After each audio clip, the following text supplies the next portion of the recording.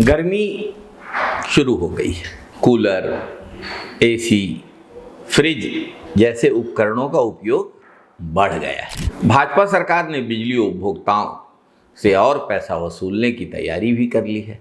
इसे कहते हैं आपदा में अवसर की तलाश। भारतीय जनता पार्टी का मूल मंत्र है ये, और प्रदेश की भाजपा सरकार ने पैसे कमाने का अवसर ढूंढ लिया बढ़ती हुई गर्मी से। बिजली 25 पैसे प्रति यूनिट महंगा करने की तैयारी हो चुकी है। प्रस्ताव जमा हो गया है। 7,000 करोड़ रुपए के घाटे का बहाना भी तैयार है।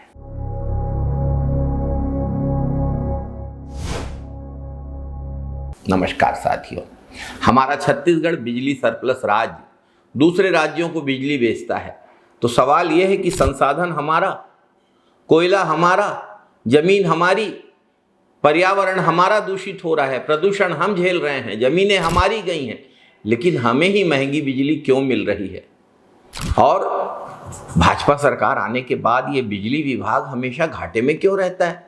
विगत 2.5 साल में अनेक बार बिजली के दाम बढ़ाए जा चुके हैं। पहले कहा गया कि वितरण कंपनी को 4,559 करोड़ रुपए का घाटा है। फिर रिवाइज पिटीशन डालकर 4,926 करोड़ का घाटा बताया गया, और अब 7,000 करोड़ रुपए का घाटा बताया जा रहा है। सवाल ये है कि ये घाटा किसके कारण है, किसकी विफलता है, और इसकी सजा बिजली के उपभोक्ता क्यों भुगतेंगे? सरकारी विभागों पे 3,000 करोड़ रुपए से ज्यादा का बिजली बिल बकाया है।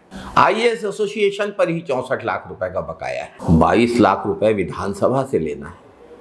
भाजपा के नेताओं के घरों में भी भारी भरकम बिल बकाया है। अब वसूली करने की हिम्मत नहीं है, लेकिन आम आदमी का मीटर बुलेट ट्रेन की रफ्तार से दौड़ा सकते हैं ये लोग, और दौड़ा रहे हैं। भाजपा सरकार बार बार घाटे की भरपाई करने के नाम पर बिजली की कीमतें बढ़ा रही है, लेकिन घाटा तो कम होने का नाम ही नहीं ले रहा है, घाटा तो बढ़ता जा रहा है।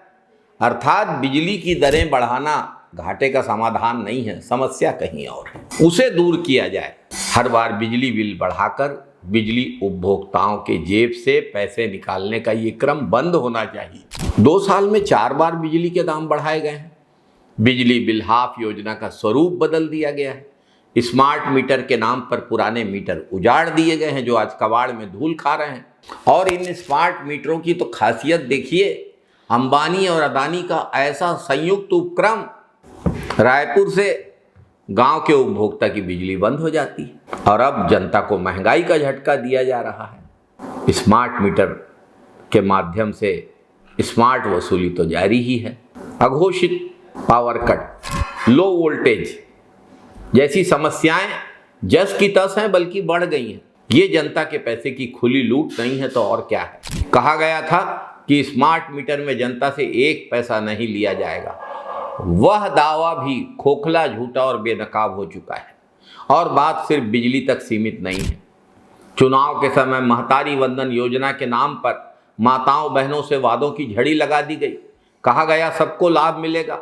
कलेक्टर की पत्नी से लेकर गांव की गरीब से गरीब महिला तक सत्ता में आते ही पात्रता के ऐसे जाल बिछा दिए गए कि लाखों महिलाएं बाहर हो गई। किसानों से कहा गया धान खरीदी का पैसा एक मुश्त मिलेगा, लेकिन आज किसान पहले खेती करने के लिए, बाद में धान बेचने के लिए, और फिर अपने ही पैसों के लिए दर दर भटक रहा है।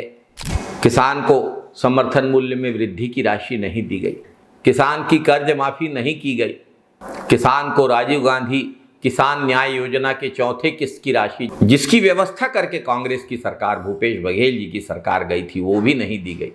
ये नाकामी नहीं है, ये विश्वासघात है, जनता के साथ धोखा है। भाजपा के सत्ताधीशों की अय्याशी का बिल आम जनता से वसूलने की साजिश है, उपभोक्ता का जेब काटने की चाल है। सवाल आज भी वही है कि सरकार की नाकामी का खामियाजा आम नागरिक क्यों भुगते? अगर सरकार घाटा नहीं कम कर पा रही है, तो हम लोग बढ़ा हुआ बिजली बिल क्यों चुकाएं? अब चुप रहना विकल्प नहीं है। सवाल पूछने का समय है, जवाब मांगने का समय है। भाजपा सरकार अब बिजली की दरें बढ़ाने की गलती ना करे, अन्यथा सरकार को इसका व्यापक विरोध भुगतना पड़ेगा। जय छत्तीसगढ़, जय हिंद साथियों, वंदे मातरम साथियों।